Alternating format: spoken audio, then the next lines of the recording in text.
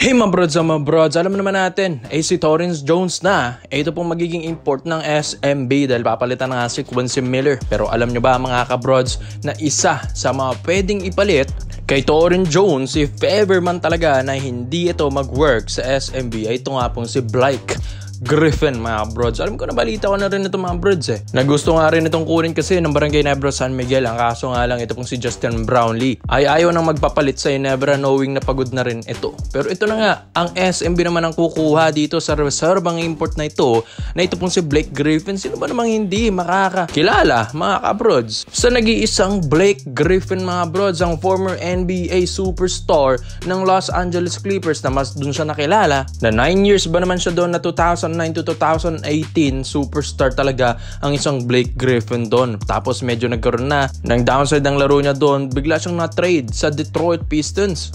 3 years naman siya doon, tapos na-trade naman agad siya sa Brooklyn Nets taong 2021. Isang taon lang din siya dyan, tapos trinade na naman siya sa Boston Celtics. Isang taon na naman din siya dyan. Ang huli na niya yung laro mga kabrods, yung NBA season 2022 to 2023. At nagretiro dyan sa Boston Celtics mga brods. Ito pong 6'9" NBA superstar na ito, nagretiro hindi naman dahil sa kanyang edad.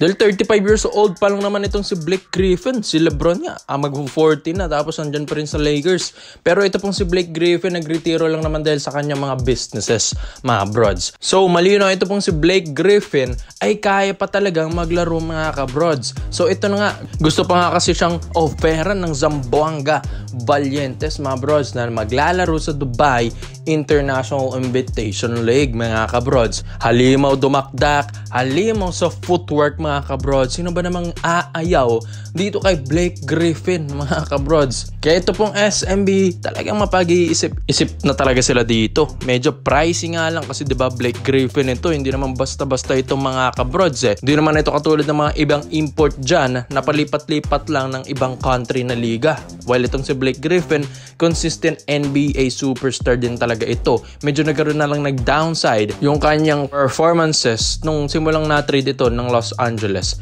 Clippers, mga kabrods. Kaya dito sa SMB, pag nakuha talaga nila ito pong si Blake Griffin, mga brods, lalakas sila ngayon. Alam naman natin ang SMB, medyo langanin yung performance nila ngayon, mga brods. Sunod-sunod pa ng pagkatalo and Lex Reyno Shine, diba? Kaya kailangan reliable import ang kanilang makuha. Sabi nga nila, baka nga hindi daw import kasi ang problema ng SMB.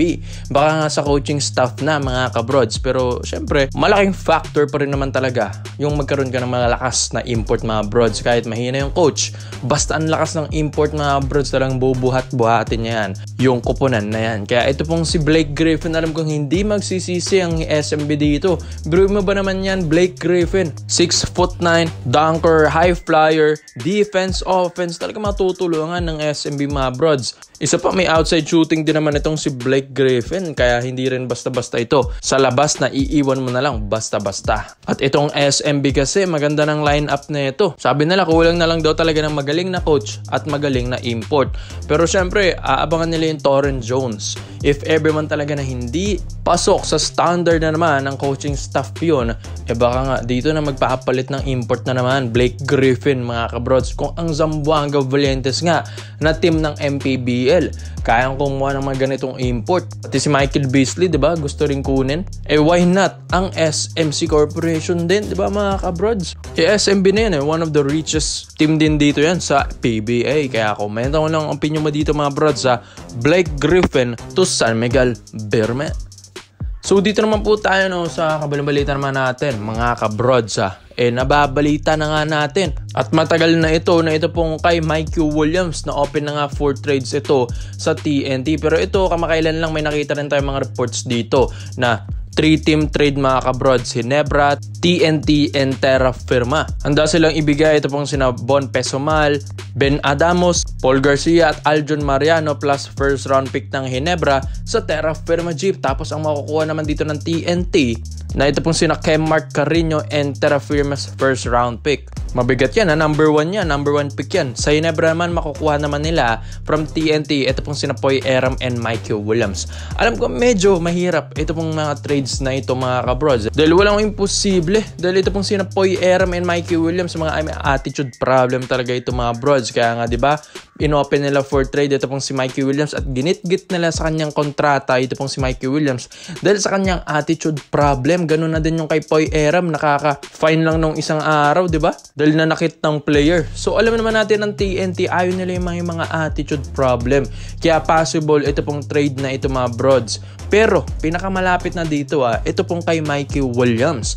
Yes, dahil matagal na itong gustong i-trade ng TNT at matagal na itong gustong alisin sa lineup nila. Nung simulang nagkampiyon ng TNT, alam nila na kaya nila palang magkampiyon kahit walang Mikey Williams. Pero mga kabrods, kakaiba rin naman kasi ang isang Mikey Williams. Biruin yan, 2 beses ba naman binigyan ng kampiyonato ang TNT Tropang Giga? 2 beses pa nag-finals MVP. So hindi rin basta-basta ito pong manlalaro na ito. Kaya kaabang-abang itong trade na ito mga brods dahil ang Barangay Nebra San Miguel ngayon nare-report na interesado rin pala talaga sila kay Mikey Williams. Alam naman natin ng Hinebra, gusto talagang magpalakas na ito every season mga bros dahil gusto talaga nilang makatungtong na naman ng championship round, lalong-lalo na't andito na rin si Jetroy Rosario. So biruin nyo yan may Troy na pero gusto pa rin magpalakas talaga ng Hinebra. Sa tingin ko nga kung makuha nila si Mikey Williams, hindi naman sa guguluhin niya yung sistema ng Hinebra dahil sa kanyang bad attitude.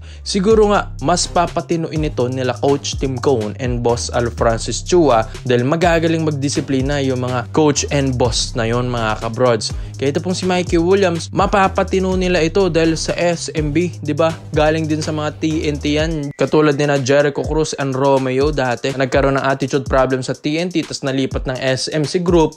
Tapos yun, tumino, di ba mga kabrod? So ganun din yung mangyayari. Siguro nga kay Mikey Williams. Maganda kasi na patinuin itong player na ito dahil mga kabrods, championship player. Ito pong si Mikey Williams. Para ka na kasing may 2 import sa iyong kupunan. Di ba nga yung Rondae Hollis Jefferson na dating kakampi ni Mikey Williams sa TNT, hindi yun nahirapan mga brods nung nandyan pa si Mikey Williams. Kaya sabi nga ni Rondae Hollis Jefferson, bakit wala na yung Mikey Williams na tumutulong sa kanya? So hinahanap-hanap talaga yung performance ni Mikey Williams. Nagkataon lang talagang pangit yung attitude niya dyan sa TNT. Pero syempre, yung dinedemand niya kasing sahod na malaki mga brods, alam ko kayang-kayang bigyan yan ng Barangay Nebra San Miguel. Syempre, sayaman ba naman ng SMC and Boss RSA, diba? Pero alam naman natin na hindi nila sasagarin. Yung kay Troy nga, hindi nila sinagad. Syempre, kailangan pa nilang makita kay Troy Rosario na deserve niya yung mga milyones na sahuran kada buwan. So, papakita yan ni Jetroy this season at itataas yan ng Hinebra. So, ganun din yung gagawin nila kay Mikey Williams na sige, bibigyan ka namin ng malaking sahod next year basta ipakampiyon mo ang aming kupunan. So, ganyan yung mga decision ng mga bosses and challenge nila sa isang manlalaro mga bro. So maganda yun at magandang disiplina yun. At alam ko nga hindi nagagawa ng bad attitude ito pong si Mikey Williams dahil syempre natauhan na ito sa TNT na syempre ayaw naman niyang mawala na naman ng trabaho at mapako ng ilang years, diba? Kaya titino na ito mga kabrod. Kaya ko mga brods, sa tingin nyo ba dapat i-push ng Hinebra? Ito pong kay Mikey Williams. Kaya komento mo lang mo dito mga brods at isa natin yan. Salamat po sa panonood mga brods. This is Overrated Highlights. Yun lang. I'm out.